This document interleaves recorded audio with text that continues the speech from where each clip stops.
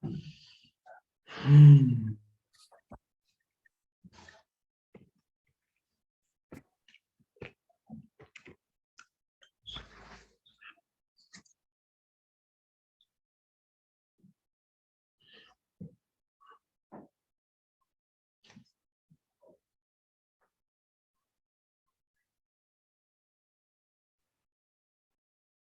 morning, everyone.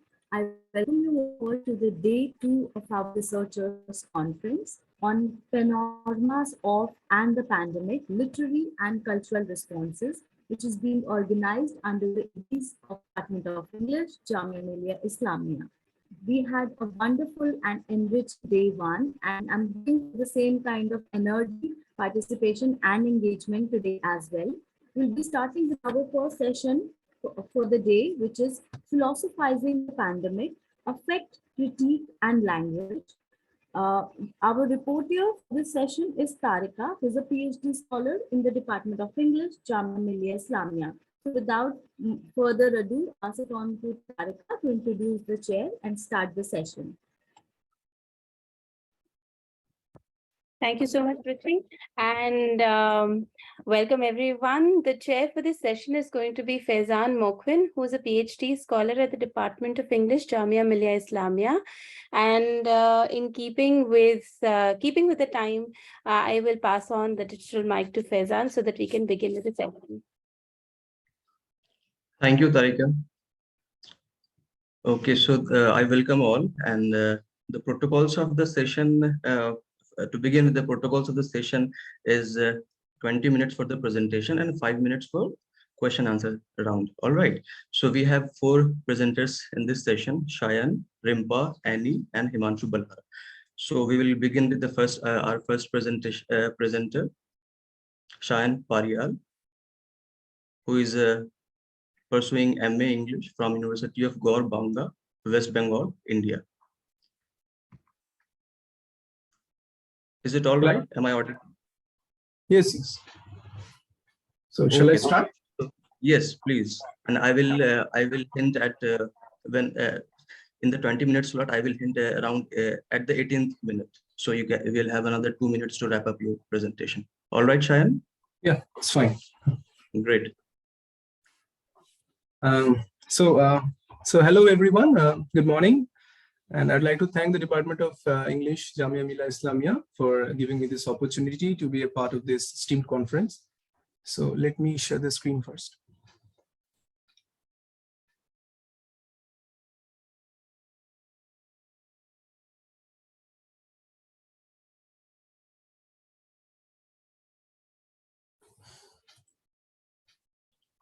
Yes. So the title of my talk is My Race is Not My Virus, Affective Racial Algorithms During COVID-19 Pandemic. So before going into the core of my discussion, let me first give you a brief overview of what I'm going to do in this presentation.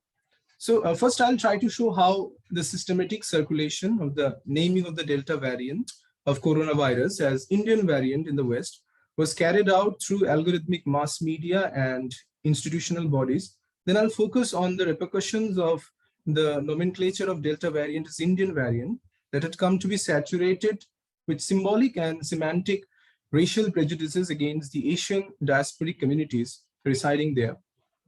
Then this paper, bringing insights from Deleuze's understanding of affect, aims to study the Western media reporting during the pandemic and to trace the assemblages of mass media and institutional actors in a network of exchange to formulate with a certain kind of racial rhetoric, what Brian Masumi calls the microshocks and perceptions for the consolidation of a collective suspicion among the whites and a sense of alienation among the non-whites in the West.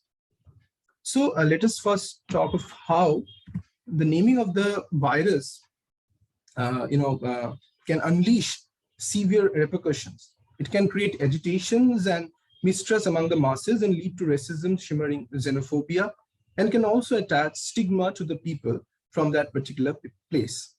For instance, the former President Donald Trump labeled the coronavirus as Chinese virus which proliferated a certain amount of hatred for the Asian communities living in America. People should be, careful with how they use the language, because certain words can have dire consequences as language works in multiple layers. Chinese virus isn't an innocuous phrase, and evidence suggests that it caused a dramatic rise in racial slurs and physical violence against Asian Americans, even inspiring the hashtag Stop Asian Hate.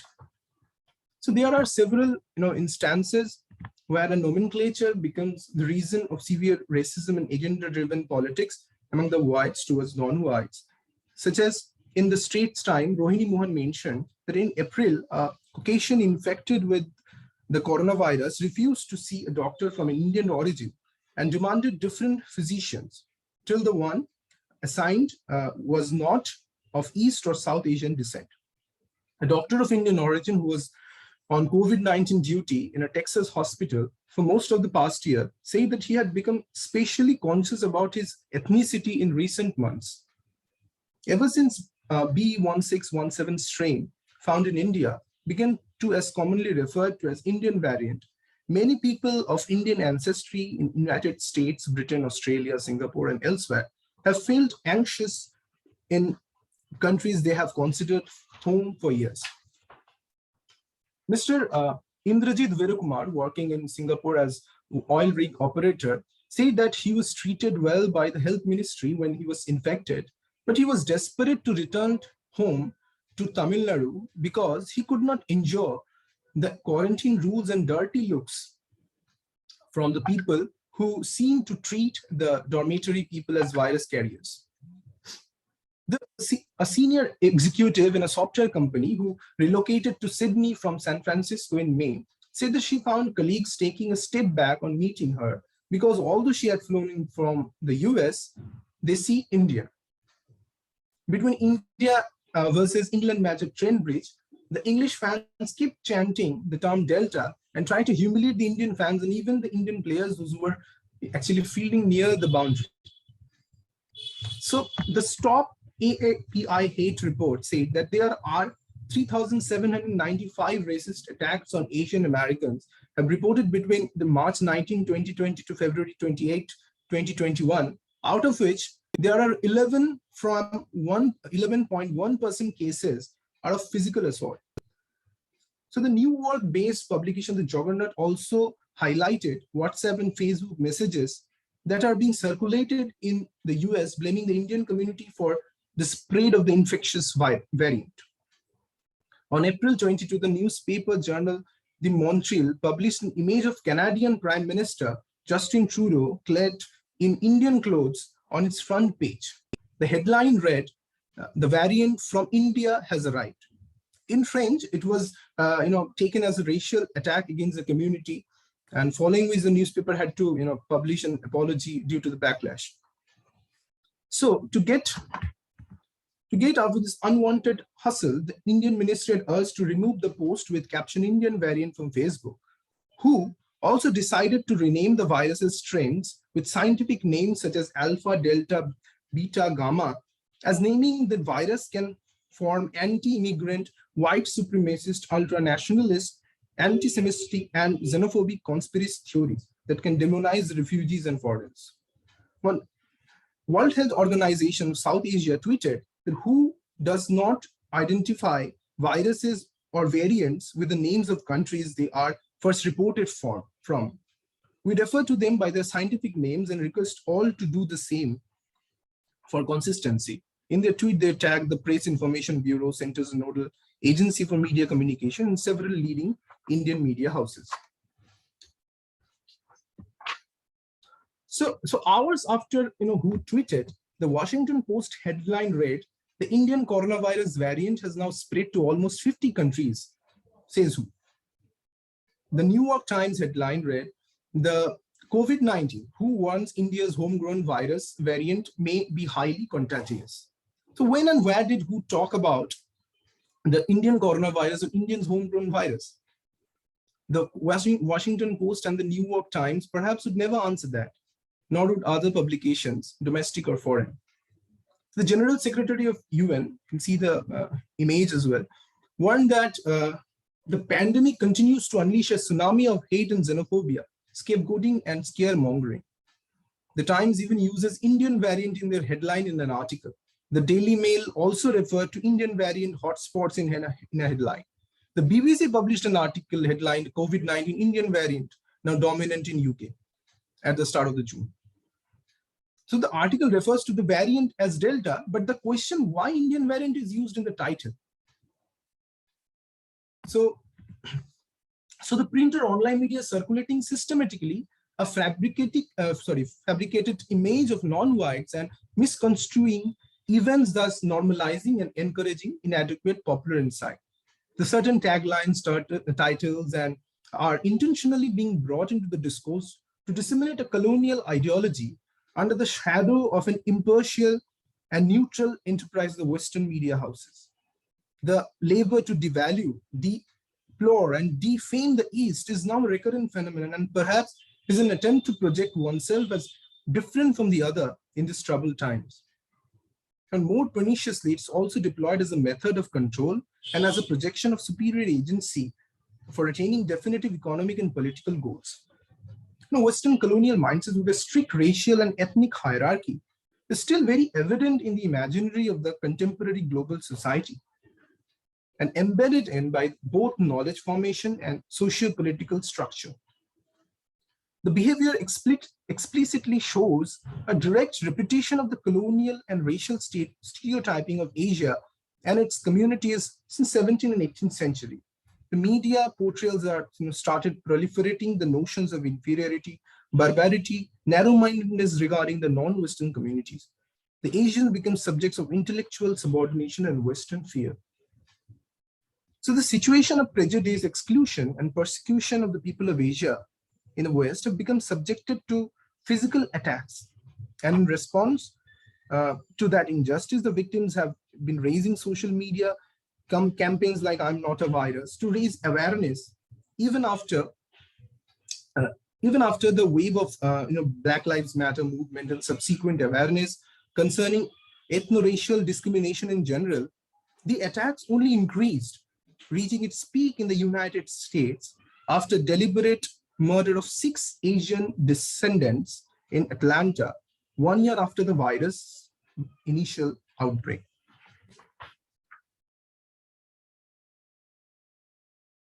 So even during this pandemic, racial algorithms are constructed, which has directed towards racial disparities, biased data, socio-economic disparities, and unequal accessibility and workforce, and information communication. Algorithms are popular and effective tools utilized by companies online, but their popularity comes at the expense of systematic discrimination, limited transparency, and vague accountability. Algorithmic recommendations processes that have been criticized for their tendency to intensify reproduce bias, distortion of facts, information asymmetry, and the process opacity. The algorithmic bias may deteriorate algorithmic injustice. So artificial intelligence is a socio-technical system that, as a key technological actant, intersects with the social actors that are central to the shaping of media production as well as diverse audiences. These actors, actants, and audiences are interconnected through the activities of media work, and it's in the interactions that occur among them where a socio-technical system is made. Although the algorithms may be conducive to media ecology that is more personalized and tailored to the individual needs and preferences, they may also threaten democratic communication by reinforcing these informed worldviews and congruent information. So algorithms basically focus on maximization of engagement of the consumers, those who see contents in social media, consume it and then share it, reshare it to different platforms. Once the content is formed, it is shared in the larger audience. As viewers count increases, it gradually gets viral and creates collective preference, which often bends the reality and fabricates a manufactured bias among the human consumers regarding any particular phenomenon of society. So this algorithm basically divides individuals into numerous pieces based on their ethnicity, religion, color, desires, dislikes, activities in social media, and so on and so forth. The media houses are utilizing this fragmented nature of individuality to control the consumers on a cognitive scale. Deleuze has pointed out that because of this fragmented reality of individuality, the individuals become individuals.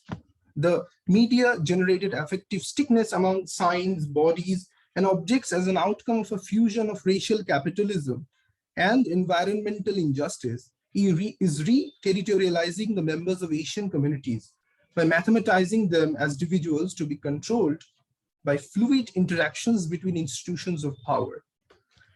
Individual, a physically embodied human subject that is endlessly divisible and reducible to data representation via the modern technologies of control, like computer-based systems. Deleuze coined the term individual to explain the mechanisms of controlled society. The basic premise is that the term individual means indivisible, the smallest unit which society can be reduced to. Perhaps people are not whole self-contained units, but may be broken down. In his short suggestive essay, Postscript on the Societies of Control, Deleuze sets forth his analysis of how we are controlled by technologies. He continues Michel Foucault's project begun in such works as Discipline and Punishment. So these racial algorithms, nomenclatures based on geography, the news headlines, etc., they are actually creating affects which are influencing human consumers' judgments, their behavior, their attitude towards something. Aristotle argues that affect is that which leads one's condition to become so transformed that his judgment is affected. Media theories that work from this understanding of affect usually focus on ways affect is produced through mimesis. So the conceptualization of affect as fundamental part of human cognition is also integral to a series of theorists whose work focuses on the relationship between media and human behavior. Most notably, Marshall McLuhan. The emergence of each media is marked by the change of scale or pace or pattern that it introduces into human affairs. So the media houses in the West, through the naming of the virus as Indian variant, have unleashed a series of affective shocks, more specifically microshocks, which is interrelated to the effect of affect. The consumers are being interrupted with certain kinds of socio-political Eurocentric narrative-driven ideologies in different media platforms, and they are consuming these materials, which implicitly formulating microconception, which is a perception of a qualitatively different kind.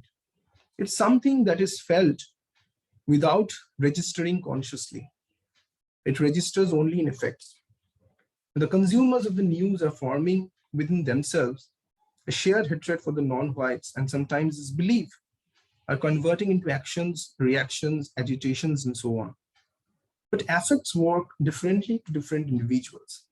These articles, algorithms, social media posts are, on one hand, inflaming anger and aggressive xenophobia attitude in some people of the West and leading them towards agitation. And on the other hand, forming fear and anxiety in those who are of Indian origin. So these agitations and reactions in the West during COVID-19 shows that how colonial past is very alive in Europe, even in today's world. The past is very active past, which is reappearing and repeating itself in the moments of crisis. This memory is an active memory, which is influencing the present and occurring in new forms. The situation of crisis is effectively questioning the neoliberal care of West. So this whole discussion is pointing towards an assemblage between language, human body, race, ethnicity, colonial education, institution, policies, pandemic, non-humans, and showing how they all are coexisting together, interacting and interacting with each other, reconstructing knowledges, deconstructing structures, forming perceptions, realities, and affecting others, and in the process get affected. Thank you. Thank you, Sayan, for wrapping it up in a timely manner. So, Okay, it was really very fascinating to listen this kind of discourse, how Eurocentric, Eurocentric prejudices have come into the way of naming and nomenclature. Very famous. I mean, a very famous way Shakespeare had this saying like, "What's in the name? Rosewood is right." But there seems to be plenty of politics in nomenclature, right? yeah. So, and this also reminded me of an interesting book by Safia Umoja Nobles, who the title of the book is like Algorithms of Operation: How Search Engines Reinforce Racism. Okay. So yeah, I it think was really. I have to go through this book. Thank you for the information. So I'll hand over. Please, Tarika, could you please take up the questions we have in the from the participants? Yeah, I think I'll start with a sort of an observation of mine. Your paper actually reminded me of a book I'd read a little while ago. It's actually called it's by Norman Fairclough, and he works on something called discourse analysis, post-colonial discourse analysis, and his work is primarily on how discourse within media can generate certain kinds of social trends and how they can create certain kinds of social structures, so to speak, ideological and social structures. And my question to you then is related to the difference between what is understood as affect and what is basically rhetoric. So I felt, and maybe I'm wrong here, so you can maybe tell me if I'm going off track here. I felt that the first part of your presentation was not as much about how affect works, even in literary theory, but how rhetoric functions, specifically in the public spaces, right? So do you think that there is that kind of difference between rhetoric and affect, or do you think that that they basically function on the same kind of continuum? Thank you for the question. Actually, once I was actually studying on the pamphlets literature as well. So, the pamphlets, these I find this, rhetorics even in political rallies, the posters, they have certain, they actually, when we see the taglines, when we see the headlines, it automatically, we often react to this. And it's a kind of reaction that comes from within. And there is a kind of external influences as well. So yes, rhetoric is my paper is actually focusing on the language aspect, that how the language is being used here. So my paper is focusing on the language, the way the things are written. Even in India, if you see the fake news, there are several fake news. I mean, those who really fact check, they only get to know things. But those who just follow a particular channel or something like that, they usually don't get into the kind of fact checks things. So the language is something I think it's very important here.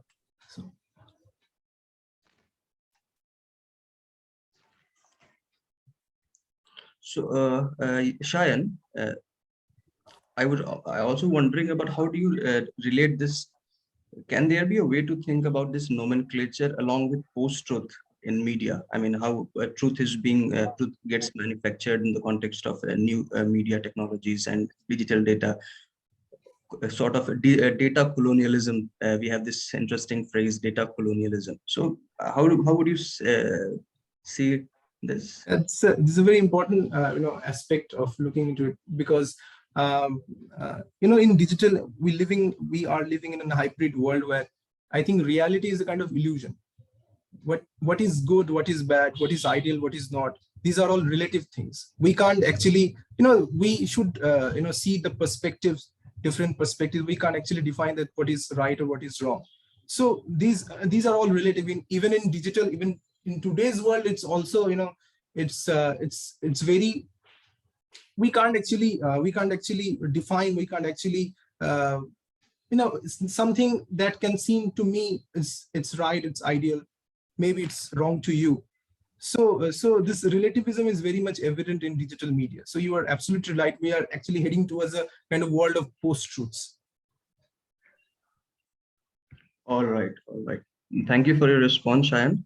And We can. I'm Yes, sorry. Tarika. No, please And go ahead. just as an addition to what Faizan was just saying, I remembered that there's also, maybe of interest to you, there's also another book by Evelyn Ruppert, who has done a lot of work on post-colonial. Sorry, what's the name? politics. Would you? Evelyn Ruppert. Her name is Evelyn Ruppert, and she's done a lot of work with another scholar, Ishin Evelyn, I think. No, Evelyn Ruppert, and I can get you the exact name. I do remember Evelyn Ruppert. She's done a lot of work on post-colonial data politics. So that might be sort of right up your alley. It is within the space of what you're talking about. So just as an addition. Thank you. I mean, I really, the points you all have raised, I mean, it will help me sure while I'll write the paper. Thank you. Thank you, Sayan. Thank you, Tarika. So we are moving to our next presenter, Rimpa Mondal, who is a PhD scholar in the Department of English and Cultural Studies, Panjab University, India. The title of her paper is Doctors versus Admins, COVID Warriors in Various Screen Shapes and Code Colors. Rimpa, as you know, the format of the session is 20 minutes for your presentation and 5 minutes for question answer. And if you wrap up timely, then I won't be interrupting you. Otherwise, Sure. at the 18th minute, I'll indicate. Thank you. Sure. Thank you. Am I audible? Yes. Okay, great. Good morning to all of you present. My name is Rimpa Mondal and I'm an SRF enrolled in PhD at Panjab University. And first of all, I wish to thank the Department of English at Jamia Millia Islamia for providing this platform to us to present our papers. And as you have been told, the title of my paper is Doctors versus Admins, COVID Warriors in Various Screen Shapes and Code Colors. So please be with me till the end of my talk. My paper has 4 sections, and I will begin with the first section, which is like a brief introduction to the class-based social economy, which has come to prevail in our democratic capitalist economies today, but wherein the definition of concepts of labor and workforce have undergone many changes from the point of view of history. Prevailing earlier was a structuralist influence upon the understanding of the social division of labor due to the Descartes influenced differential importance given to the binary between body and mind. Which acknowledged differential valuation of the work performed. The shift in the understanding of these terms can be said to have come about due to the philosophical challenge to the Cartesian superiority of mind over body by post-structuralists. And the capitalist society, with its emphasis on subspecializations within the division of labor for production, it brought about a further hierarchization among the strata thus formed. And this stratification was never on terms of equality, and therefore the members of each of the strata, they identified with the strata itself, thereby deriving power from the position, which formulated into a class of workers. And the Marxist terminology for this class identification was false consciousness. The concept of division of labor is sociologically and economically understood as fundamental to a capitalist economy, and the mind-body dichotomy had brought about a division between the sedentary and the menial kinds of work. With the shift in from the feudal to the early capitalist economy, the menial jobs which required physical labor, they came down to the feudal illiterates, and these feudal illiterates, they formed a large section of the lower social class in the early capitalist economy. These were the kind of jobs which got paid less as wages, and yet they continued to support a huge workforce due to many factors. And the major one was the prevailing illiteracy, and the other was the ongoing restrictions on social mobility. The sedentary jobs which required literacy and mental acrobatics, they went to the previously well-off social groups, which continued to exert their dominance from the feudal society, and they even became the occupants of the present white-collar jobs, as well as being the capitalist owners oftentimes. With increased literacy, which was made universal and thus accessible to all people, when an educated workforce for the desk jobs was found to be lacking, there came an increased upward social mobility. Now, this increase in opportunities to socially and economically and socially improve their conditions, it brought about a sense of prestige to the well-paying white-collar jobs by association. Now, by this time, the establishment of both the petite bourgeois and the haute bourgeois was complete. The bourgeois in the capitalist economy was formed out of the churning of the demographic, social, socio-economically or socio-economic base, which was a restructuring of the capitalist society into a more well-defined and ordered division of class groups. In the second section of my paper, I discuss the cultural representations of different class groups of employees and the changes which came to be reflected with specific emphasis on the Indian context. And it analyzes the various literary depictions of the newly educated class. I talk about from Premchand's short stories to Mulk Raj Anand's novels. We find a huge shift in the range and rise of the working class, though not in their socioeconomic conditions, but in their occupation-enabled rise in social estimation. So, and further, I use some examples of cinema from, again, Indian cinema, from Shri of 420 to Trishul to Yes Boss, and even the more globalized, more recent Zindagi Na Milegi Dobara, and all of which they focus and they play upon this gap in the social estimation of the white and blue collar jobs. And finally, in the section, I briefly point to how advertisements for brides and grooms, they enable a presumed superiority, which is accorded to sedentary jobs. And the general sense of a social aversion to menial work. So what is going on is that the office employee is the one who is shouldering the weight of the economy. That is how it is presented. And the laboring class becomes a mere aid for these actual workers who make the national economy stronger, which is metonymized by the company's success. Now, the hierarchy of the capitalist economy, therefore, forefronts the esteem of the growing number of white-collared workforce, which does all the work that is to be done. And simultaneously, there is this invisibilization of laboring workforce, which is a powerful strategy which defamiliarizes the actual production process in its economy. So now there is like the third section of my paper, which is titled Shifts in Understanding Work. Now, I have divided this into 3 subsections, and the first one of them is titled Spaces of Work. That is because the spaces allotted to or reserved for work also influence the social esteem any profession gains. Now, remark that Karl Marx in his book Das Kapital, he mentions the importance of motion, which stands for this, and I quote him, a self-propelled movement of capital. The motion is a kind of a self-propelled movement of capital, which is activated factories, industries, office buildings. They provide a specialized working space and also a smooth, unobstructed movement of labor and resources during the production process. So they thus become institutionalized spaces for movement of the capital and labor. So they are institutions which enable the economy to flourish. And the status of being an employee or a worker, it places foremost the possession of labor power, which can be sold in lieu of money wages in an economic setting. This is the second point which you need to keep in mind, like the office spaces and the status of an employee, who is an employee.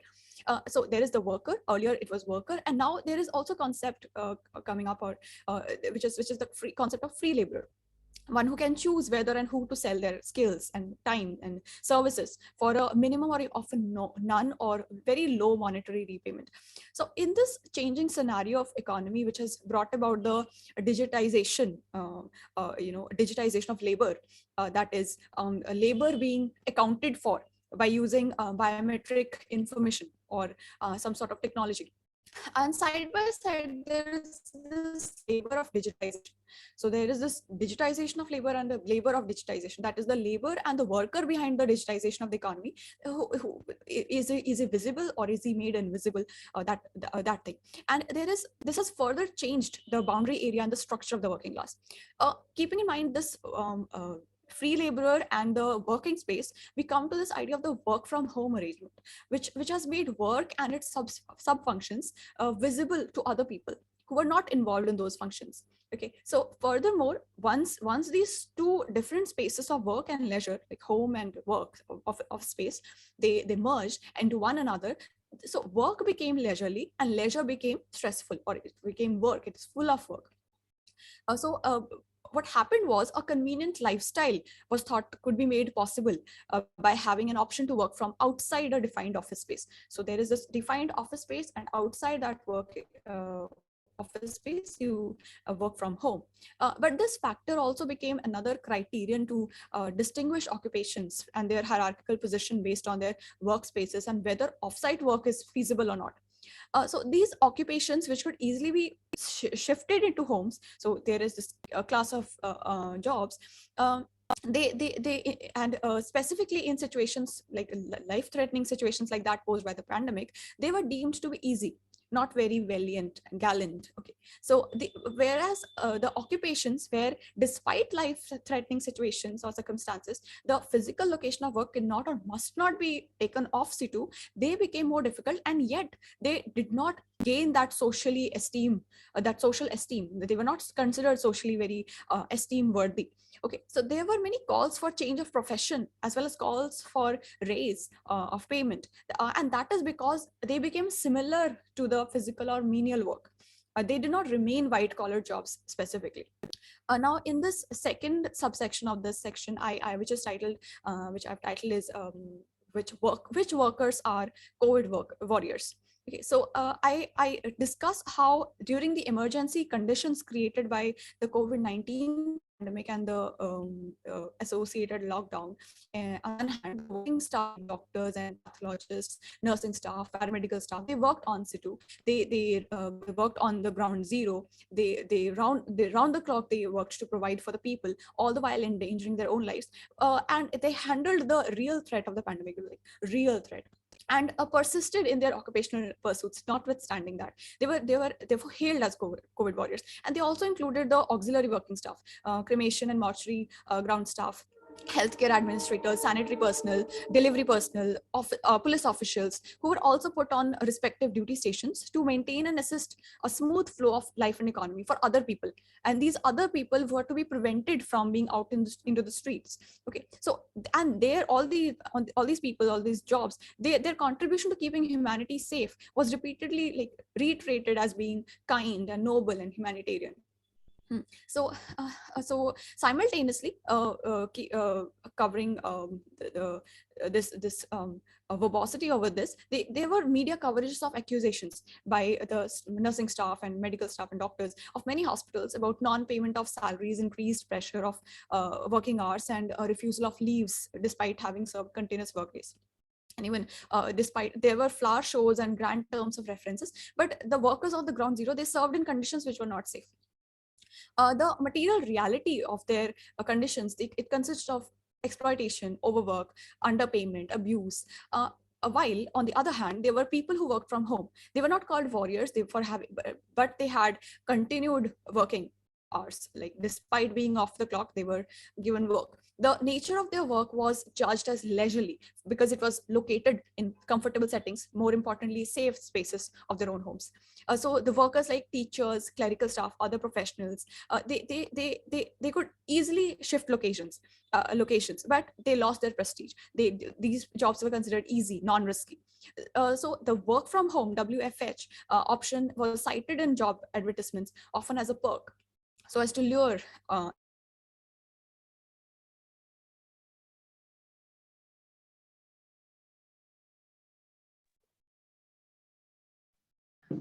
I think her screen has frozen. It's okay.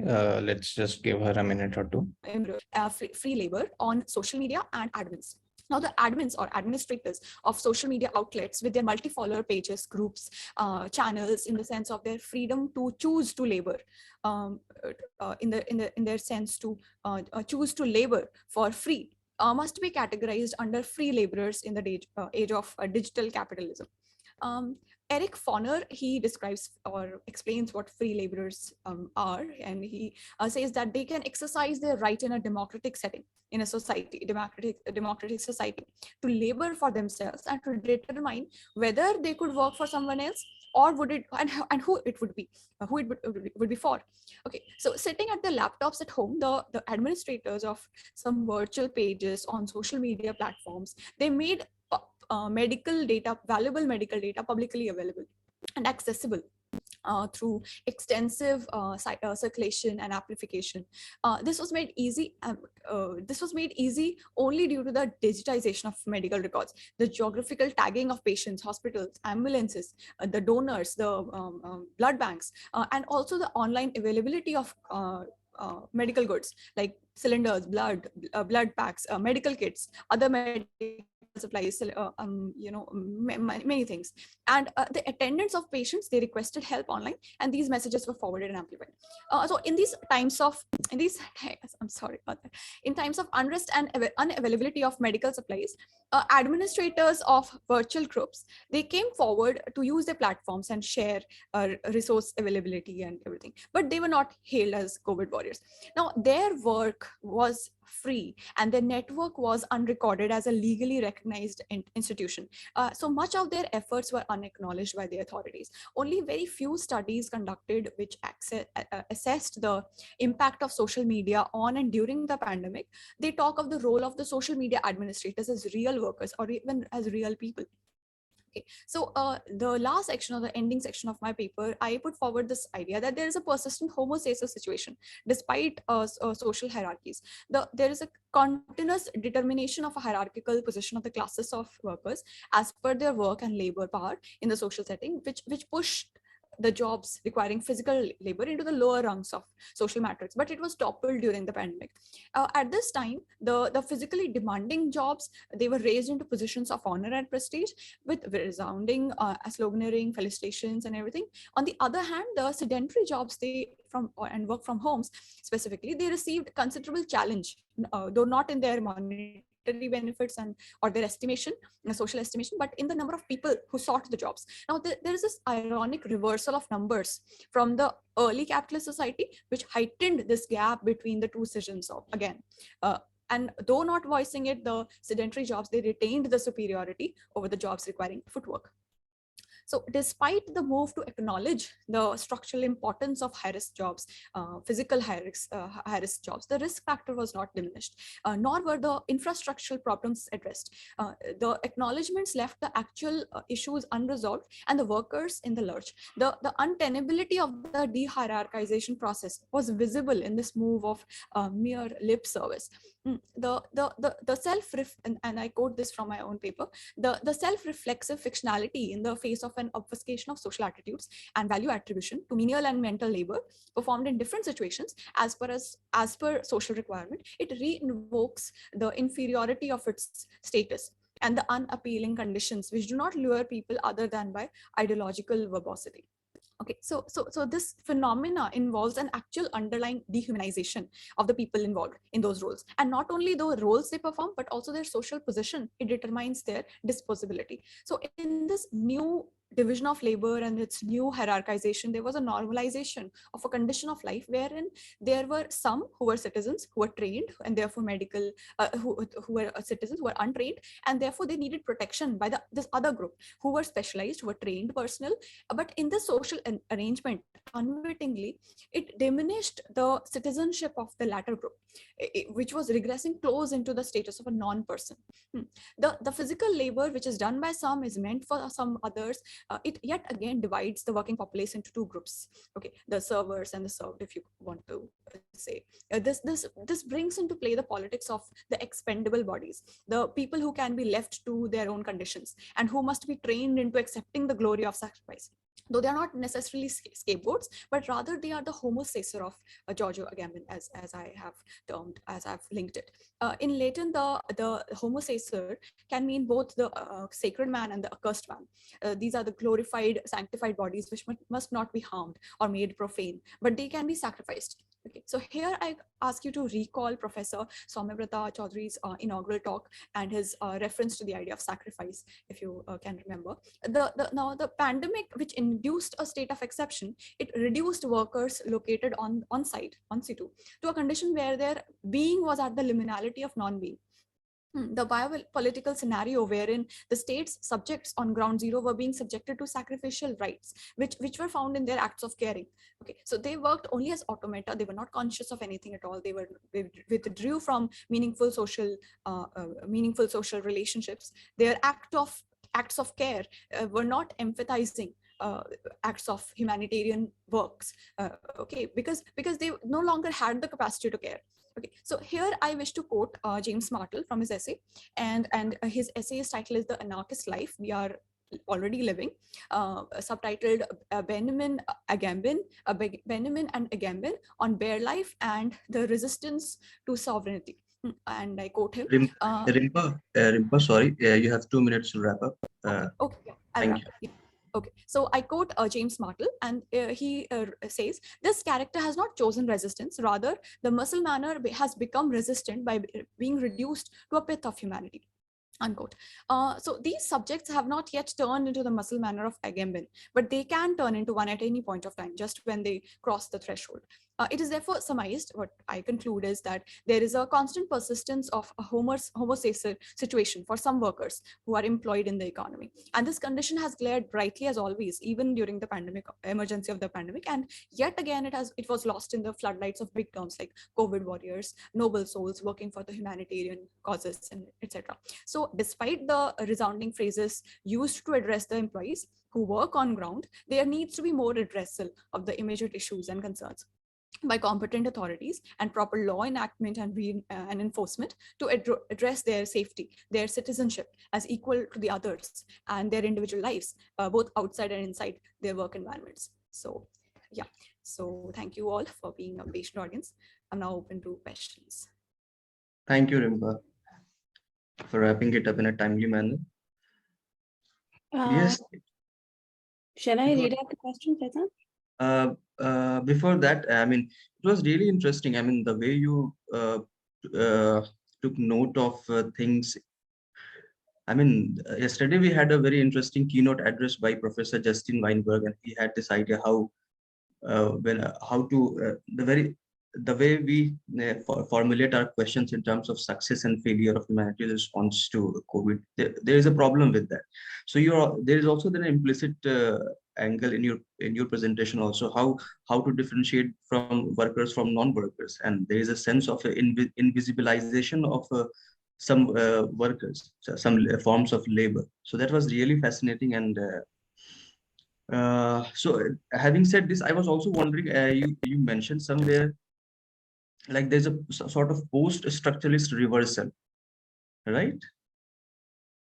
So would you comment further upon that?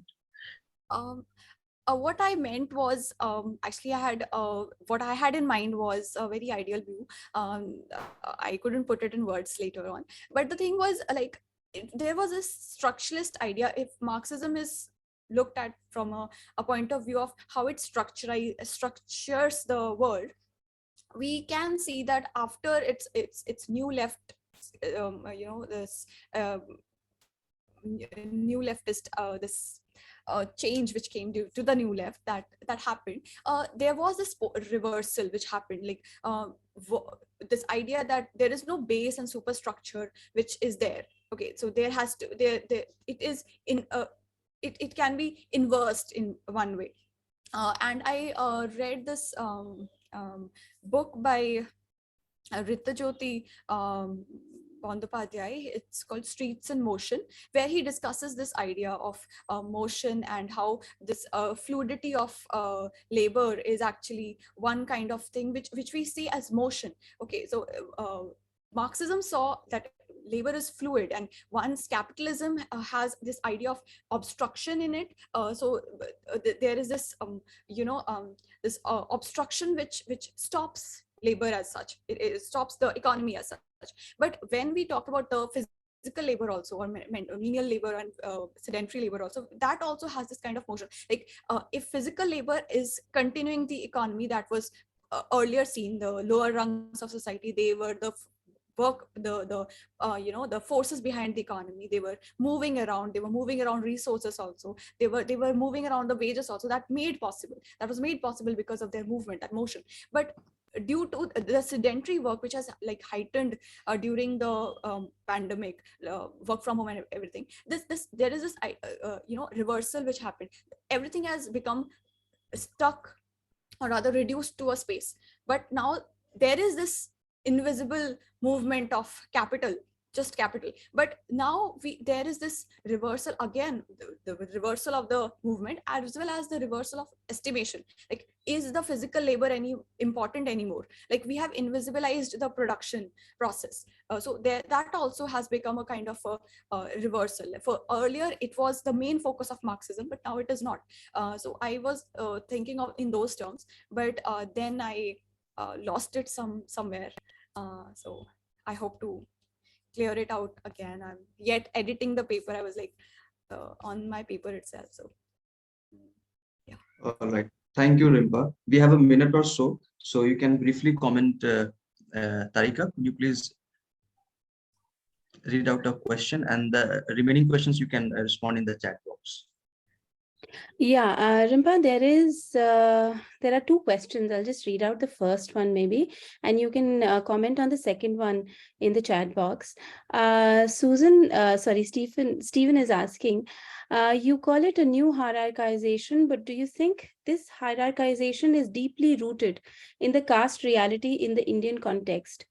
So was there non-being, this non-being a new condition, or was it just a reification of the already existing condition? And I think this also takes on from some of the presentations we had yesterday. So if you could just briefly, in a minute, comment on this, and then we'll move on to the next presentation. There's another question for you. Okay, so what I was... Later.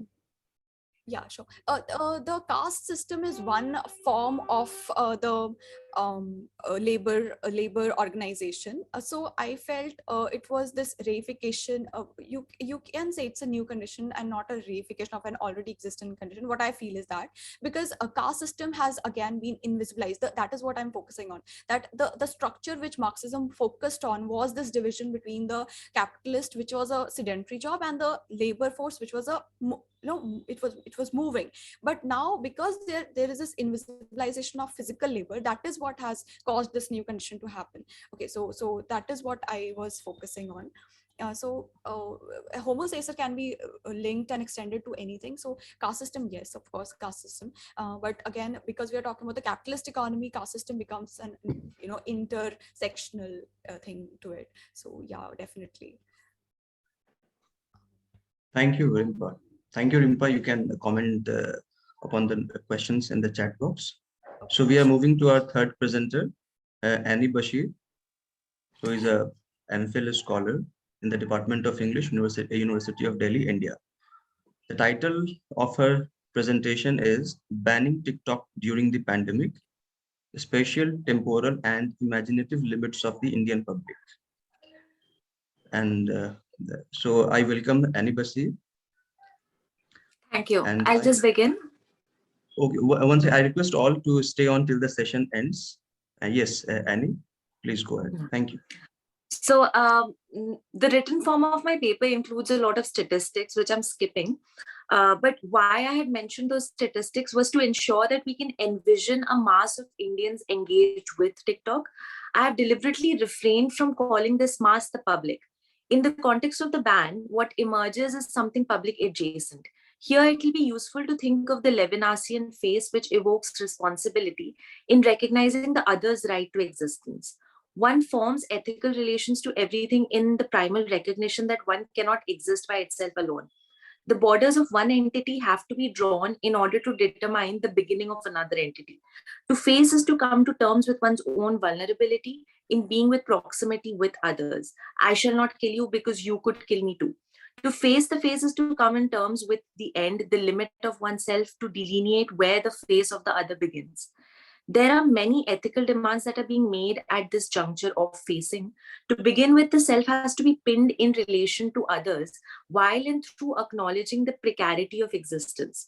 So why does the Indian mass shy away from this public face? My paper will investigate the deliberate ambiguity of notions of this public and the hermeneutic ripples pertaining to this. So I begin with the question, is there even a public? The notions and theories for public sphere have evolved greatly from lofty idealistic confines of balanced private discursive relations to envisioning it as something rational, moral, which has the medium through which we can all achieve enlightenment. So I'll just briefly cover the history. The Habermasian view imagines public sphere as a practice that acts to mediate, draw, and chart relations between the individual and the state. The individual here is an institution encompassing kinship and network of relations generating outputs such as labor, consumption, culture. The state presides over the outputs of this equation, and hence it has jurisdiction over inputs that are private matters of health and social propriety. However, an important distinction needs to be made here, specifically in the Indian context, that the public and the public sphere are not the same.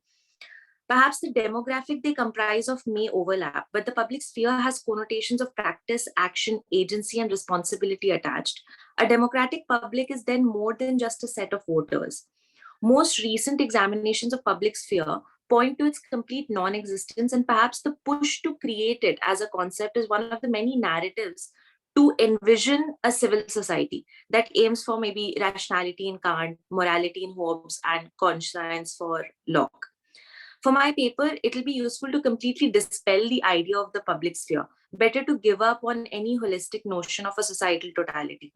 Thinkers like Lyclo and Moff, when they come up with the logic of multiple publics, come somewhat closer to Indian reality when any coming together is either a massification to create a consumer base, self-fashioning of identity in religious lines, or struggles for discursive hegemony. The public is definitely a part of democracy, but it is not part of democratic procedures. In recent Indian context, the public is a notion that's no longer applicable. Keeping in mind the Levinasian phase as the limit at which definitions emerge, the public has to have recognition of the private, and that precarious recognition it has to acknowledge and accommodate for the vulnerabilities that emerge as these borders of interaction. So a very conscious idea of how in can the government come in. Can it truly be in my bed as I use my mobile phone on my bed? So questions like these are not questions that we have had any public consensus on. Although the app occupied significant demographic and temporal capital, it fails to be seen as belonging to the public. It might simply mean that the app's market reach is abysmal, but I am arguing that there is no contemporary Indian public to begin with. All these definitions are useful only in that we may envision the public as something which has robust potential for action, a herd of humans that may move. This action in its pre-kinetic, yet to happen, ready to launch state is a new capital in itself. The deliberately created complacency of the mass continually outsources its opportunities of action to the state that then became exasperated during the pandemic. Since 2016, India has had the most number of internet shutdowns in the world. The average Indian has witnessed through various modes of media, protesters being sprayed with high pressure water, chemical disinfectants, lathi charged, and those that weren't protesting were rewarded by impromptu curfews and steady internet policing, such as the porn ban, leading to the government to penetrate private entertainment spaces like never before. The state emerges as an entity whose role was to deliberately ensure lack of access to opportunity, which then gets coded as security. It now dictates how the citizen spends time and attention. The masses' compliance is symptomatic of not being the public, which in a democracy is a source of legitimization, an entity with movement, intent, and potential for action. However, the pandemic was instrumental in ensuring that the collective identity was stripped of collective agency and imagination. Indians have now en masse been aware of what can happen to them, what they may be subjected to. The mass is no longer an actor, only acted upon. An awareness of being a population with numeric strength, yet confined, reduced to manageability and controllability, described and charted through statistics of illness and deaths, an imagination limited to paranoia, communities reduced to networks of pathogen spreading. This visualization of the mass, so stripped of its agency, of its political role, created a dynamic where the policies that affect the public no longer required involvement from them. At the time of the ban, India had already been under the COVID-19 lockdown for around 3 months, which had been announced overnight. This abruptness itself is not out of character for the current government's acts and exertions of authority. However, this is a pattern. Demonetization happens overnight. Special status of state of Jammu Kashmir being removed, overturned overnight. I list out these disparate events to pinpoint the overnightness of these decrees. The speed of these monumental decisions carry with them connotations of governmental efficiency, striking quality of flexes of governmentality. I'll be calling these temporal flashes, and I'll elaborate on them later in the day. These become a part of cultural memory of a mass and contribute to a history of inaction within living memory of a voter base. As a result, this collection of the population has identity as a demographic with a set of democratic actions available to them, but reduced to simple action because of lack of understanding or lack of imagination of agency assertion. We have no templates with which to follow action. The insertion of technology and its management into the intricacies of the Indian democracy adds a layer of digital inaccessibility, of agency, knowledge, participation. Democracy now includes internet forums, digital tax forms, UPI. These are all stretching out the borders between the private and the public. Data collection has always had mysterious cultural connotations in our increasingly algorithmically driven world, where digital interfaces determine access and consumption. Specifically, think schooling for children during the pandemic. The individual has never been more aware of the excess of eyes on it. In such increasing digital democracy, where the workings of its technology are obscured, creates not only a mass saw action, but shrouded in secrecy and saw literacy. An educational void exists which demands that all digital users understand either how the technology in their hands work, how they as users themselves are being used, how this increases or decreases their agency in the democratic space, what this means for culture, nation, and tradition formation. But filling this void with digital literacy would mean relinquishing the capital generated by a complacent mass. We can see this in the enveloping of the apps ban in border security narratives to create complete complacency. To go against the ban would be non-patriotic, would be seditious. And there's already a pattern set of why sedition is not allowed. The government, alongside the masses' vague sense of suspicion about data collection, shrouds everything in mystery and unknowability. This public adjacent mass that I charge with complacency both refuses to or is unable to perceive itself as a coherent body that may engage, let alone how it may engage. It has voting rights, but no sense of contribution.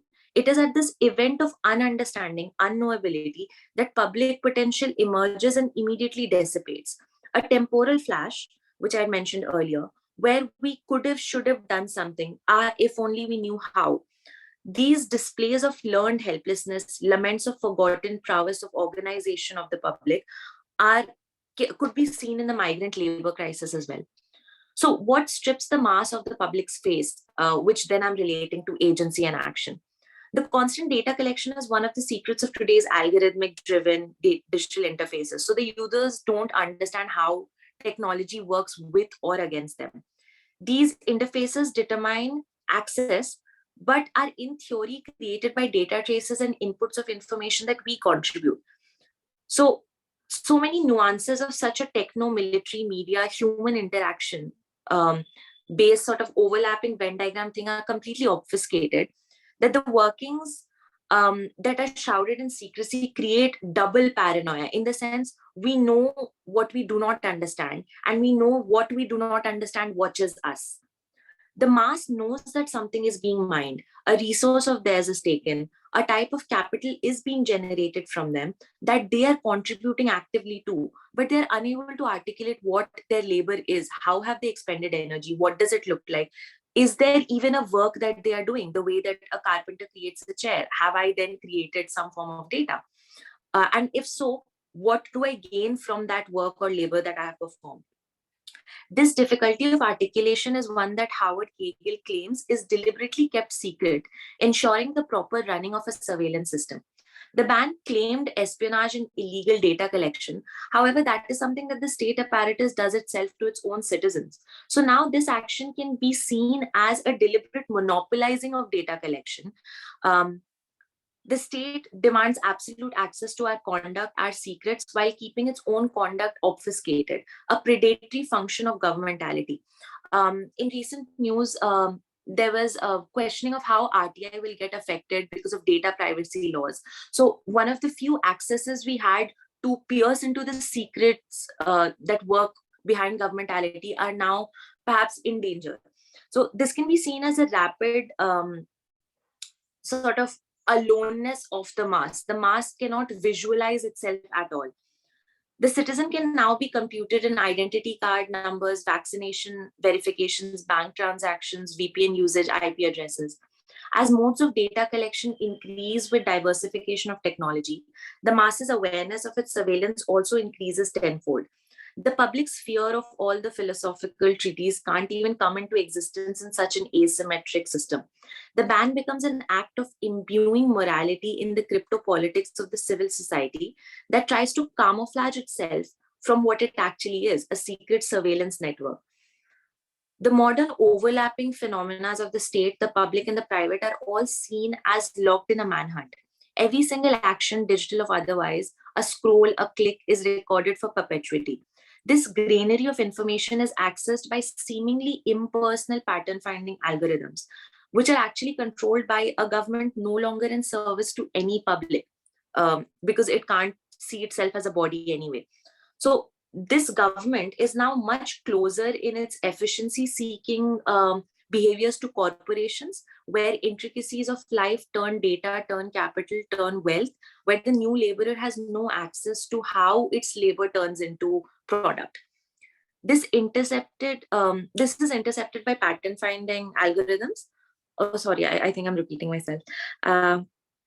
So the only action available in such a situation to the mass is to stop giving data. In a world completely on grid, this translates into a form of deep inaction, one where the mass is so stripped of its own history and agency that it has forgotten action in its fear-induced hyper-awareness. The governmentality of Indian government has always been accompanied by a certain reverence, both caste and class realities ensuring a rippling, undeniable, often incontestable hierarchy. This reverence led to an outsourcing of the thinking that goes behind access to technology in the past 20 years. The Indian public votes on analog machines, still with rudimentary button interfaces, while being one of the biggest masses of internet users that access social media on their smartphones. All technology here remains shrouded in secrets, right from the voting machine to the smartphone. Very few are privy to its inner workings. Those inner workings are to be understood and policed by the state, which anyway knows best, both because of the hierarchy and because it's the controller of secrets. So Agamben pointed out in a very controversial essay, What Are the People?, how the containment of the contagion will allow the state a level of unprecedented infiltration. It was already a set of operations shrouded in secrets. Now it will control bodies, access to people, places, data, and life. He questions the very existence of political, as the mass sufficiently distracted goes through the theatrics of world politics, consuming caricature-like oppositional forces locked in perpetual power struggle. So while we're struggling with center-right versus center-left, and this performance is a very gossipy anesthesia of some sort, the very concept of democracy morphs to accommodate for surveillance technology that mimics security adages. This depolitization isn't just reducing democratic agency, but also viewing the mass as a constant potential threat. As the state pursues security binaries of safe, unsafe, infected, unexposed, its ultimate optimization would be to identify the mass itself as an obstacle to safety. The state that seeks to monopolize all metadata, not simply for benign profit or advertisement, but also for precise knowledge of what might deviate. The fear of not understanding the new state apparatus is alienating for the masses, obviously, but the mechanism of digital democracy that are supposed to serve the mass work against it. The methods of government are no longer just the police or the jail, but also the mobile phone and the personal computer. The mass enters unarmed into a war zone, and the arming here can only happen through information. The postural awareness of each move is the stance of prey, which the Indian mass has now completely adopted. The enmeshment of the self with the policed self is so complete that no action can escape it. The mass have been trained in fear, their selves formed within the awareness of always being observed. In such a system, the state's function of ensuring security demands a constant threat to be identified, allowing it to constantly create its own need to provide security. So what was once fundamentalist terrorism can now become, oh, they are spying on us, can then become our soldiers are dying, etc. It comes as no surprise then that the language accompanying the ban declares itself as digital strike. The language is that used of wars. Divya Dwivedi points out that the pandemic, although a tragedy in and of itself, serves only to exacerbate the leaky systems we already had in place. The state is now perceived in twin shrouds of secrecy and incomprehensibility of technology. The management of crisis is outsourced to the state, which is a crisis that it created in the first place. In exchange for increasing invasions and commodification and capitalization of things that the public is unable to articulate. The crisis itself is perpetual. Shaj Mohan explains that we explain crisis as a situation where we don't know what to do because each action can potentially lead to something worse. Inaction, so identifiable of the Indian mass, is an extension of this crisis management. But Mohan also explicitly asserts that this notable ongoingness makes crisis an inadequate designation. Both Dwivedi and Mohan instead name criticalization, where there is a continued bombardment of older, outdated, clearly no longer efficient faculties to comprehend or solve problems that are actually demanding radical new imaginations. So the mass actually needs to literally technologically get updated in order to deal with the technological realities of the time right now. The mass of people not allowed to access its own expanse, its awareness extending only to the point that it knows that it's being observed. We know enough from all critical phenomena in the world, be it electrons or biomes, all manifest differently upon observation. The masses of India now are hyper aware of being watched. They unwittingly create a body which does not move. Its response is to freeze, making it more easily algorithmically captured. It is useful to think of TikTok here as what Stiegler calls an industrial temporal object that occupy time and attention.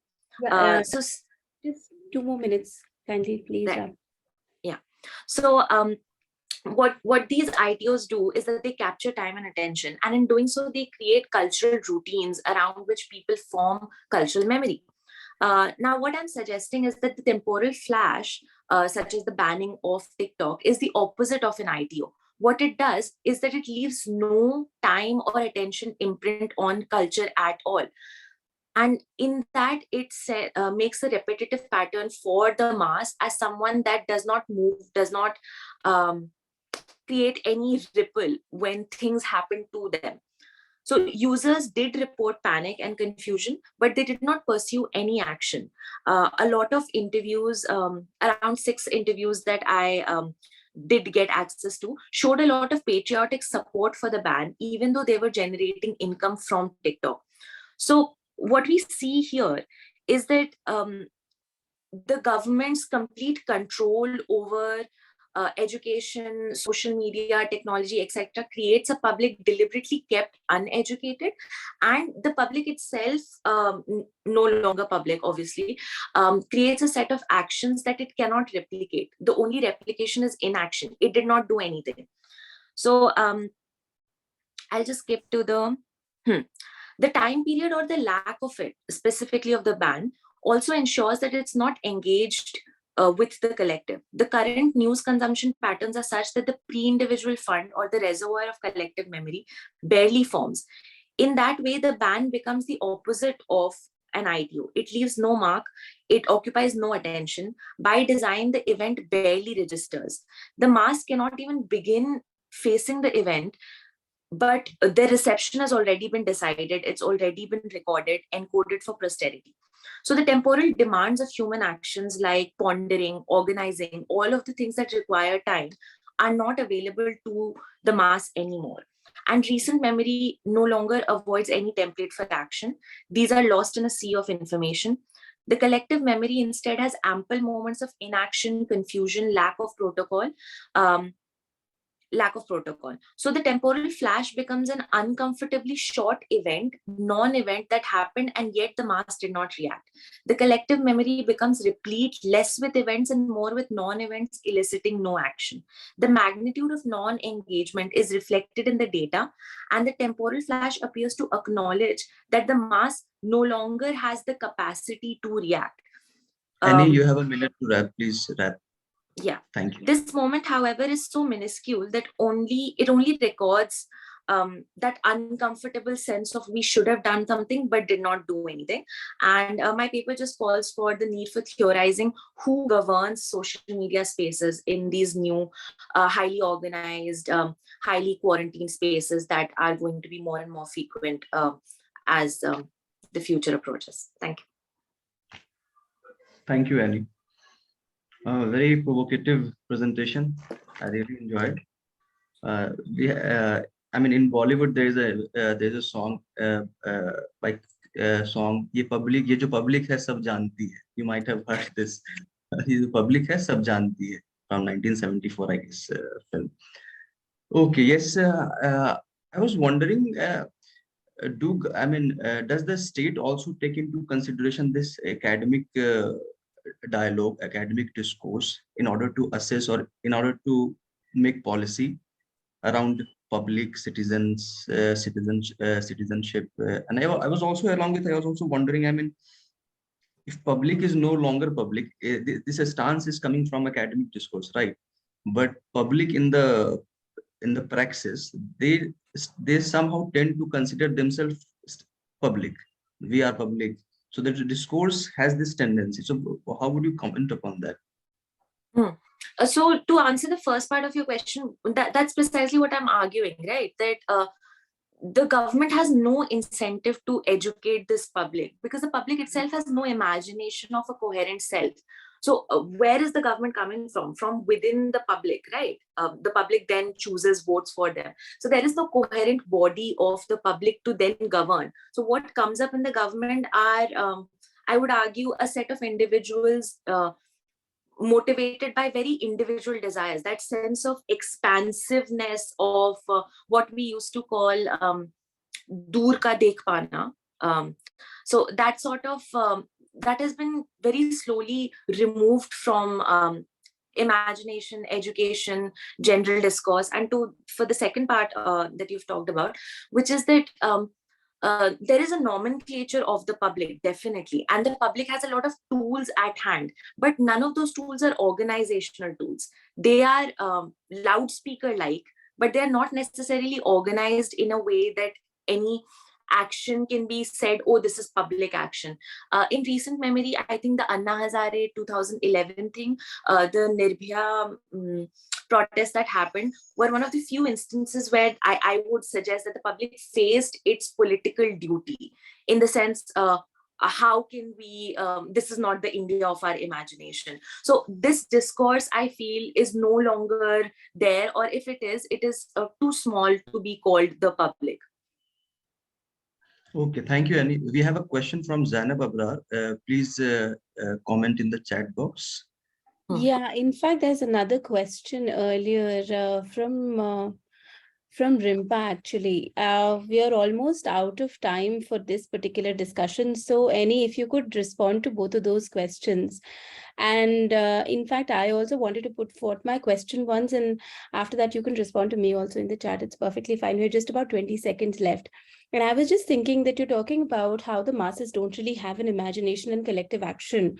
But in a certain sense, I mean, you're talking about, you're taking theories, I mean, continuing from Foucault, and, you also, I think, refer to Deleuze and Guattari. And when I'm thinking about the fact that you're correlating collective action with a certain sense of agency that the masses could take, because you said a lot of times that the masses are being acted upon and they don't have agency a lot of times. In fact, the state looks at the masses as a threat rather than as collaborative spaces or collaborative, potentially collaborative people. Don't you think that heterogeneity in and of itself is a way in which the masses can resist that kind of homogenization from the government, rather than saying that homogeneity is a representation of a collective will? I mean, there cannot be one single way of looking at, I mean, just to simplify it. So maybe you could just answer that question as well, and we'll move on to the next one. Faizan, back to you. Thank you, Tarika, and thank you, Annie. So we are moving to our fourth presenter in this session, Himanshu Balhara, who is a PhD scholar in the Department of English, University of Delhi, India. The title of his presentation is Last Word, the Linguistic Response to Epidemics. Hi. Over to you. You have 20 minutes, and Okay. please, I'll indicate at the 18th minute, and you have 2 minutes to wrap up and 5 minutes further for questions. Okay. Over Thank to you, Faizan. Thank you, Faizan. So I'll just begin, right? So you can see the presentation now, right?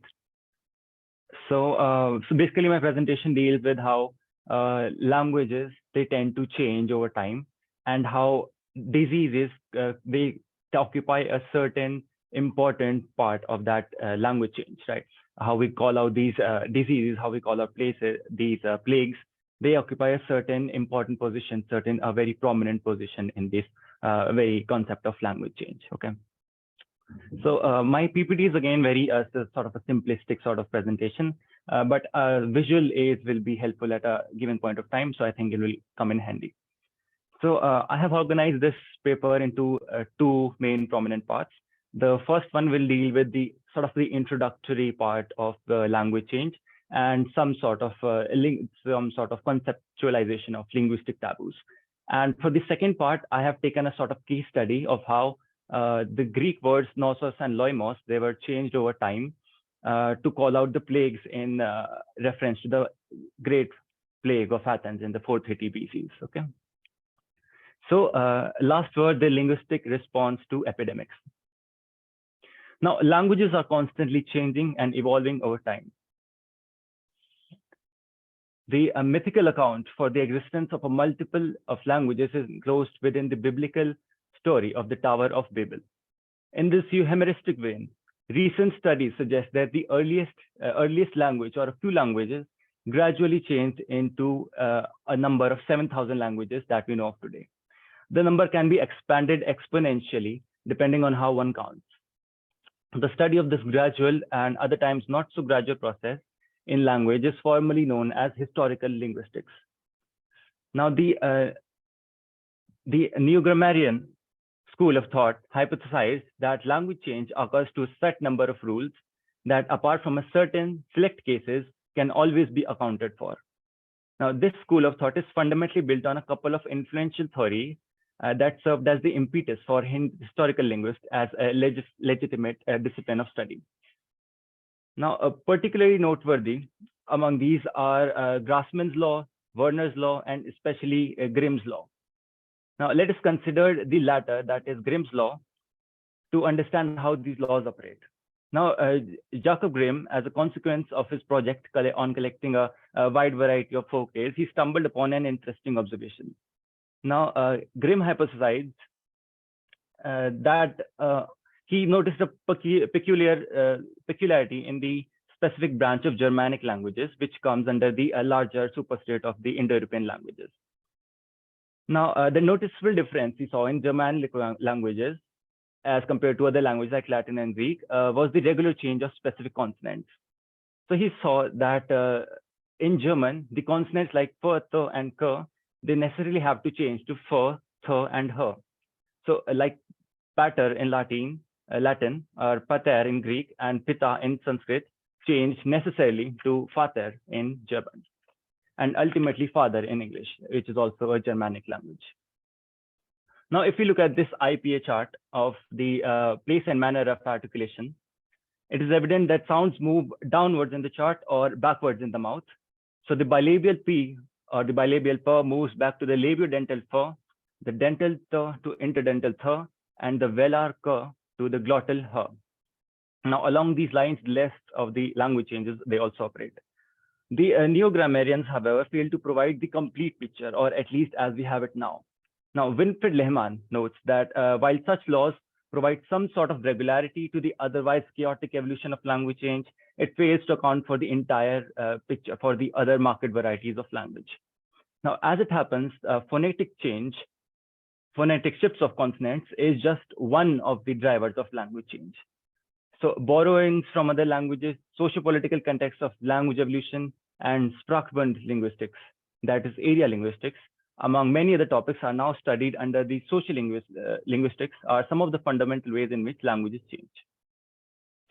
Phonological change, as we just explained, is just one part of a larger system of linguistics that also includes semantic drifts, or how meanings of words change over time. Let's say the word fool originally meant someone who's blessed by God. Then it came to be associated with innocence because someone who's blessed by God is also innocent. And finally, you can see how it changed to stupidity as we know it today. So morphological rifts again, whereby prefixes or suffixes of word are dropped from the original word and they constitute words in themselves. And finally, syntactical change, whereby in the entire sequences of words changes in a language.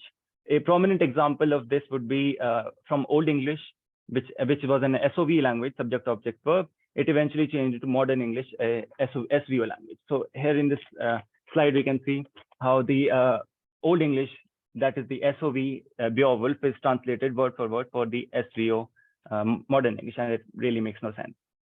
So in this presentation, I want to address one specific aspect of language change that is often largely overlooked for its capacity to act as an agent for language change. Specifically, I'll be looking at talking about taboo words. And in this context, I'll be talking about forbidden words and censored languages.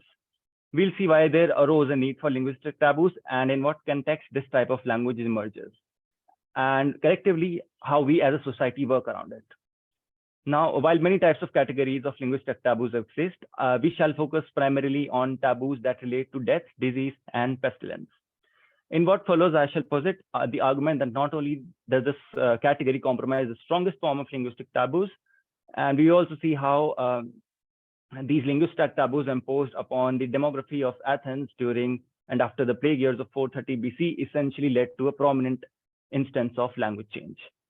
Now, taboo words or taboo languages arise out of the need to avoid causing harm to oneself or others by way of language. Taboos can appear in language usually when talking about or implicating the profane, the bodily, the sexual, the pestilence, that is death or disease. So essentially, these are kind of the heavy-handed topics that we normally would like to work our way around, in polite company at least. Now, there are a number of ways which we can use to circumvent these linguistic taboos. We generally employ a varying combination of euphemisms, connotative language, symbolic language, and metonymic, and even sign languages. At this point, it would be fruitful to establish some categories. The term taboo, censoring, and censorship are used synonymously in general. Now, Allen and Burrage, they do give a helpful distinction between censoring of language as a self-imposed concept and censorship as state-imposed. Now, I would like to further refine Keith and Allen's distinction and posit one other important distinction, which I term linguistic taboos, as essentially censorship of the highest order. Before going on to say anything about these categories, let us be mindful of the two perhaps central tenets of linguistics, which shall inform much of these categories. Now, the first is that language is contextual, right? Words change meaning depending upon the context in which they appear. And second is that language is arbitrary, like the relationship between signifier and signified is arbitrary. So the first category is the institutional censorship of language. These are the restrictions that are almost always very arbitrary, highly contextual, and externally enforced. Now, by institution, I mean a state which can censor languages discriminating on racial, ethnic, or on grounds of gender even. Or the state can censor words that directly offend to various, be offensive to various sects under its covenant. Otherwise, the state can also censor language for its propagandic purposes. Notable examples here include the censorship and propaganda in Germany and Britain during the First World War. These kind of censorship, as noted, is only applicable in certain socio-political contexts, and it is very hard to control it in the private sphere. It is also very unlikely that over time this leads to a language change of any permanent kind. The second category would be the act of self-centering, right? So while still it is very abstract to some degree, it is still prominent because it is more controlled by the moral temperament of the individual. Now, the prominent examples in this category include swearing, cursing, or otherwise derogatory language or politically correct language. The likelihood of adhering to or evading these restrictions, they depend on the political inclination, psychological makeup, or the individual marker. For example, a study in 2015 found that men were comparatively more likely, as likely as 55% to swear more in public than women, right? Now, the third category, which I believe to be the strongest form of linguistic censoring, would be language taboos, or as in this sense, I will use the term now. The primary reason for being that the meaning of language taboo words remain consistent through a wide variety of contexts, as we shall see. And two, there is a greater tendency not to dissociate the signifier with the signified in this sort of category. Right? So let's take an example of the reconstructed Proto-Indo-European word for bear. It's called hitkos. At least that's what the reconstructed one is. So as it comes down to in its daughter languages, the word transformed to aktos in Greek, ursus in Latin, and raksas in Sanskrit. The Greek variant denotes an association of the animal with the colder climate of the Arctic. The Latin variant derives its name from the constellation of the Ursine constellation. And the Sanskrit equivalent refers to the destructive capabilities of the entity of the Rakshasa, right? Now, multiple works, including J.P. Mallory's In Search of Indo-Europeans, simulate the Urhemet, or the homeland of the Indo-European people, somewhere around the Caucasus Mountains, where the prominence of the bear is very much noted. Right? So in these, if this hypothesis stands correct, then it would make sense that the people residing there would be fearful of the often encountered destructive animal that we now call the bear. Right? So in many societies, it can still be observed that the tongue holds remarkable spiritual process to prowess to call forth upon anything that it names. So in these societies, there are powerful naming taboos implicated within specific cultures. Therefore, the name of the bear gets displaced by a compound of word in Slavic languages. It translates to honey eater, something like that. Whereas in Germanic languages like ours, the term bear takes its cue from the adjective brown, translating to something like that brown one. Right. So similarly, it is frowned upon to name agents of death. It is also frowned upon to name agents of dangerous wild animals, plagues, and supernatural animals that go beyond the rationality of man, like that of God. So different societies have outlawed taking the name of their God. Like the Judeo-Christian societies, they came up with a certain view. They came up with this idea to, censor the name of their God, Yahweh, and they write it as YHVH. And when we call it out, it is pronounced Hashem in Judaism, right? Similarly, in Christianity, it is considered profane to take the name of Christ in vain. But still, words like Holy Christ or Holy Shit, something like that exist.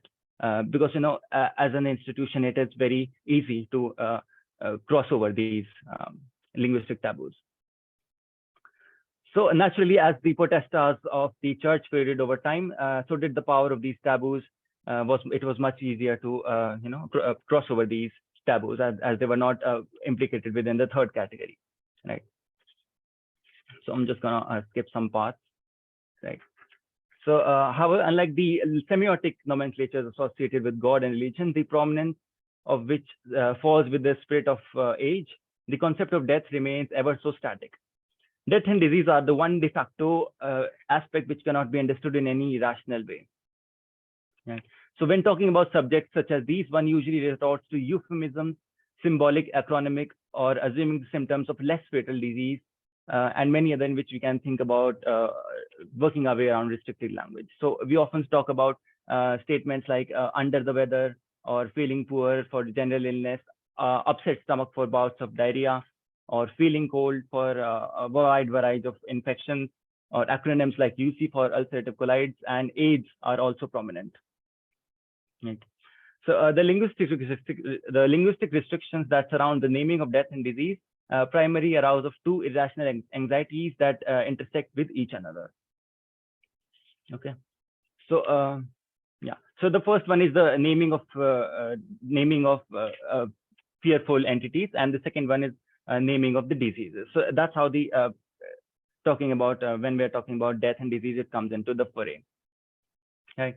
So while the countless examples can be given for this, we'll just move on to the examples from the ancient Greek literature, right?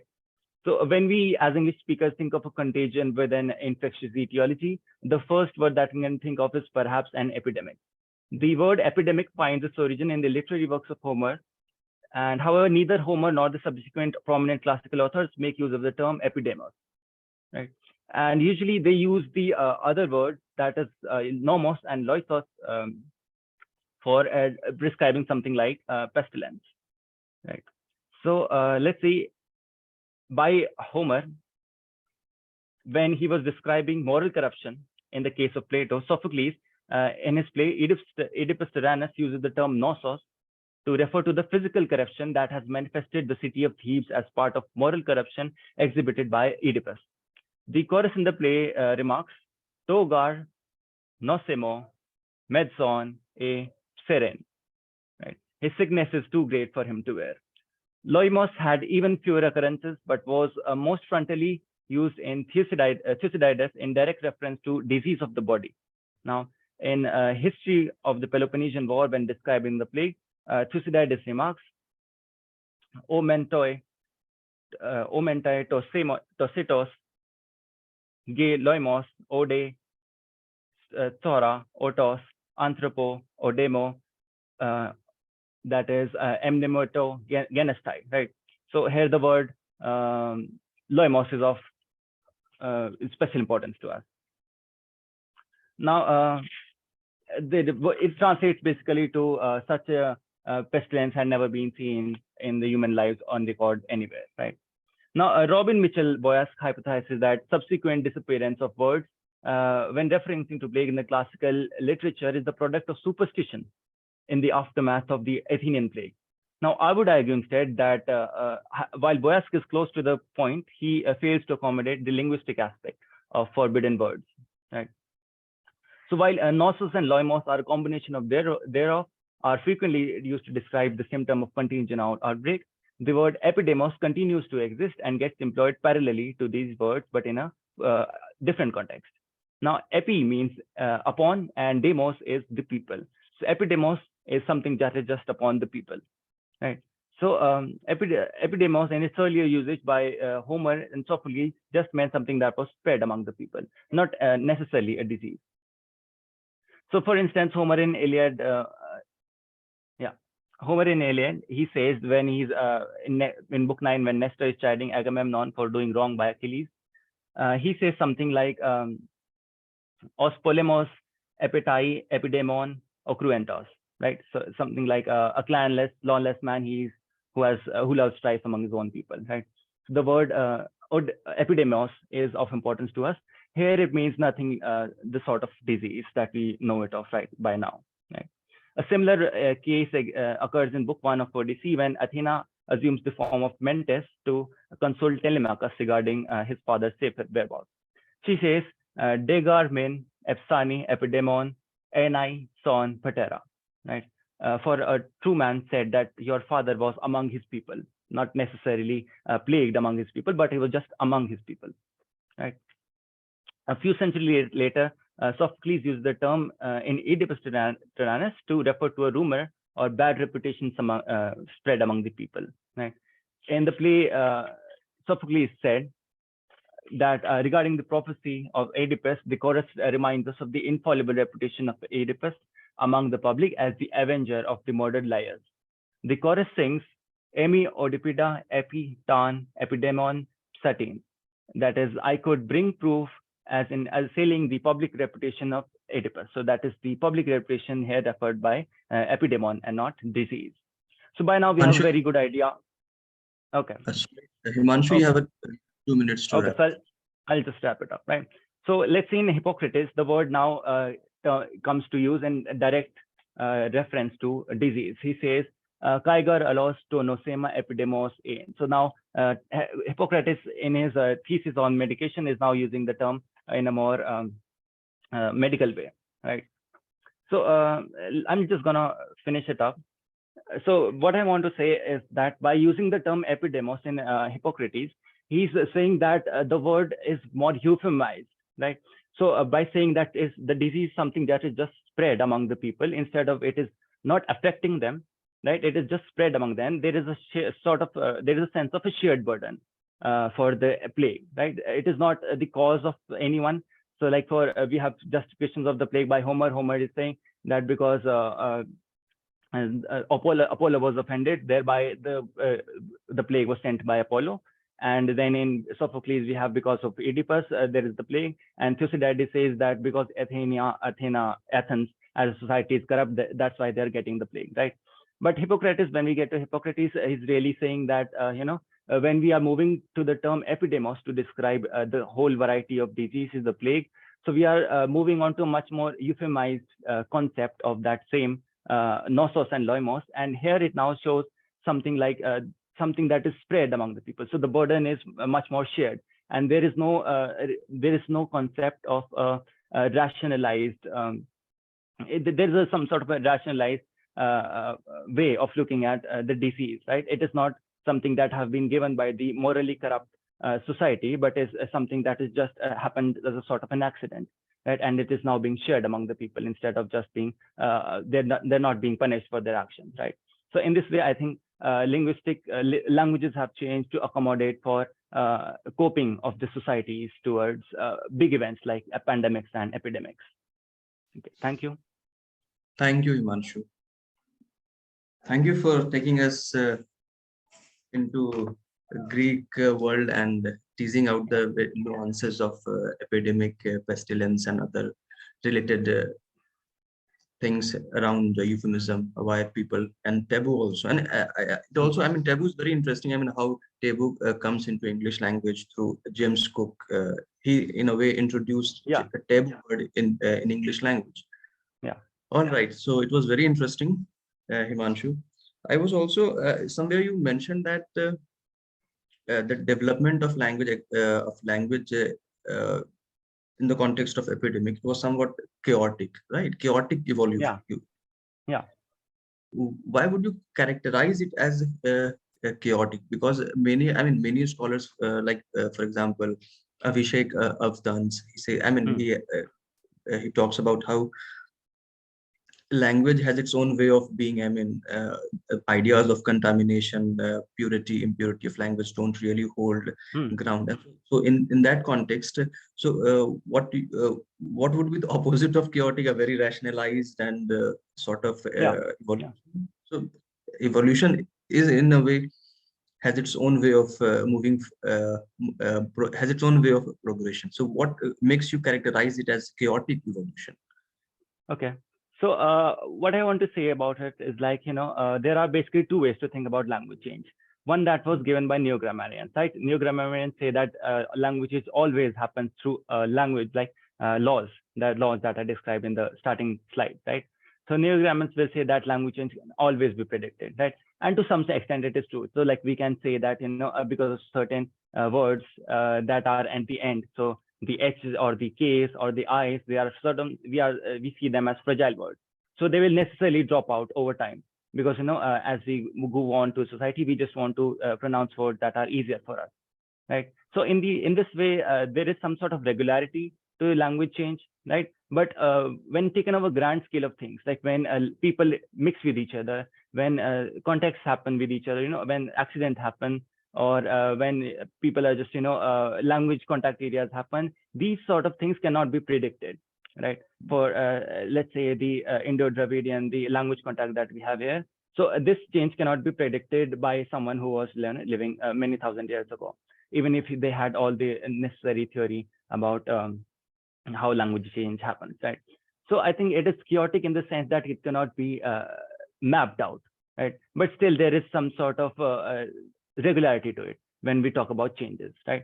So there is chaotic evolution because, both of them are sort of oxymoronic to each other, right? There is chaos and there is the systematic progression of evolution. Okay. Interesting. Yeah. Thanks, Himanshu. Yeah. Faizan? Yes, please. Tarika, please take care. Yeah, so there is a response. I don't have the name of the person because I think it's just the Galaxy M51. That is what it's showing. But the response is good presentation, Himanshu, addressing a bit. How do you relate the concept of linguistic taboo to Foucault's concept of the three factors that limit the discourse in the society? That is taboo, institutional ratification, and madness or insanity in his work, Order of Discourse. Yeah, I wanted to talk about Foucault, but really I had a very limited space to talk about him.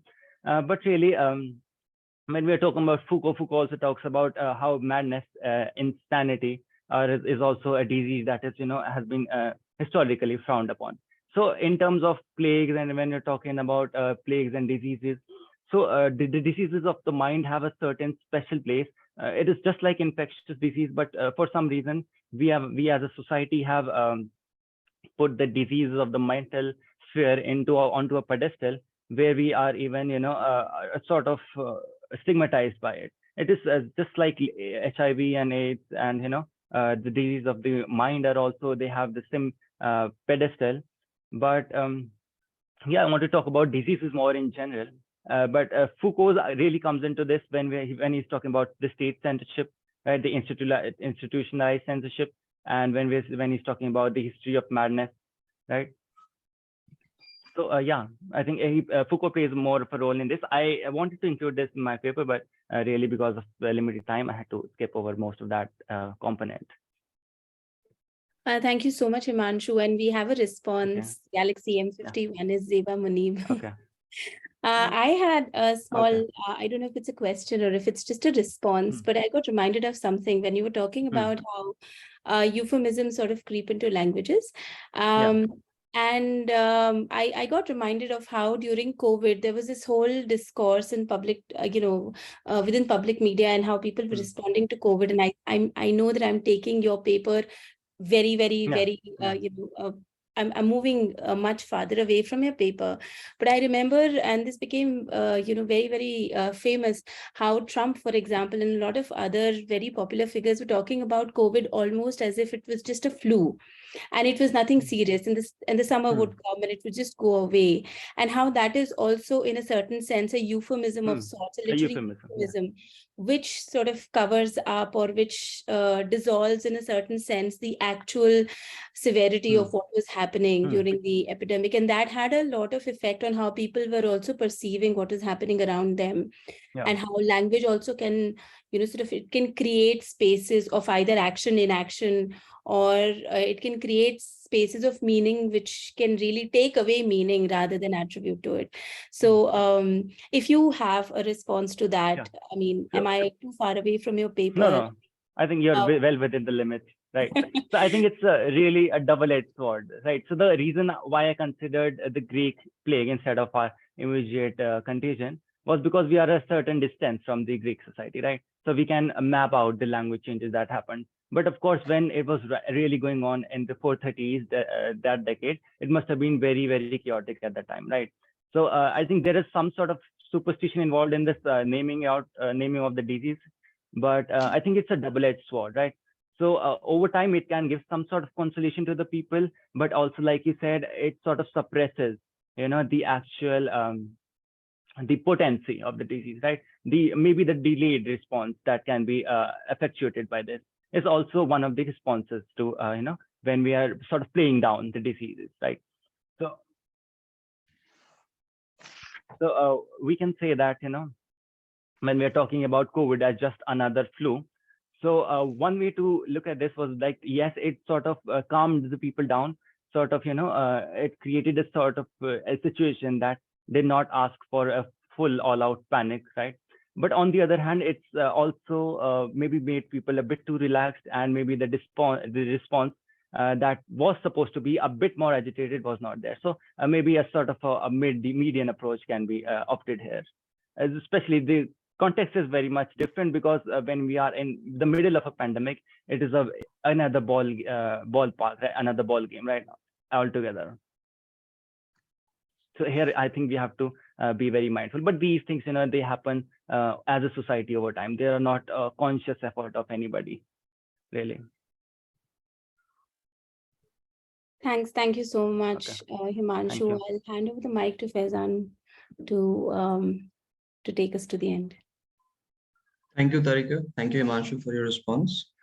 So we had a amazing session, really. We had 4 presenters, Sayan, Rimpa, Annie, and finally Himanshu, had their brilliant ideas and made us really think about how we use language, in what ways we use language, and how public, the idea of public, as Annie rightly problematized the idea of public in the context of India. And really, it was very fascinating to listen to all four of you. And I look forward to your, I mean, it will be interesting how you develop this into a full-fledged paper, right?